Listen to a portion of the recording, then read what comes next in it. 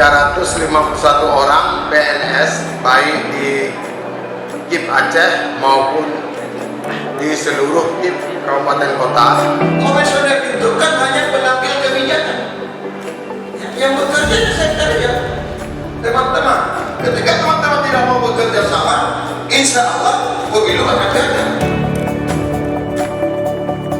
Saudara-saudaraku, para sekretaris, para pejabat struktural dan fungsional, serta seluruh staf sekretariat KPU sekalian,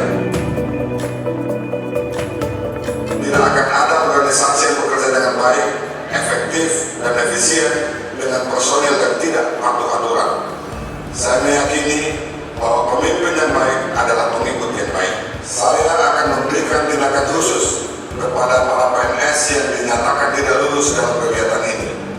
Dalam hal ini, saya harus bertindak tegas karena kita akan segera memasuki tahapan pemilu serentak 2024 yang sangat padat dan menuntut kapasitas dan disiplin yang tinggi. Saya mengharapkan seluruh PNS dapat mengikuti kegiatan ini dengan baik, tertib, dan bersungguh-sungguh. Wassalamualaikum warahmatullahi wabarakatuh. Selamat pagi.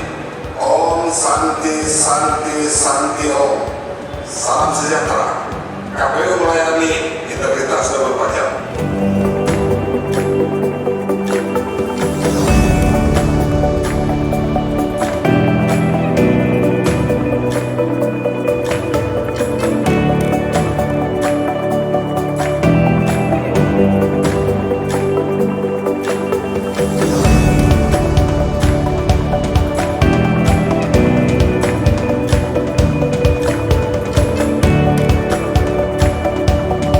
Peraturan-peraturan yang tadi yang dalam program provinsi tadi itu juga tahu Ada pegawai KPU sudah 19 tahun, ada yang belum mendapat undangan pada hari ini. Alangkah baiknya jika memang ada latihan khusus atau memang latihan yang lebih lanjut, tidak lanjut tentang tata kelola pemilu.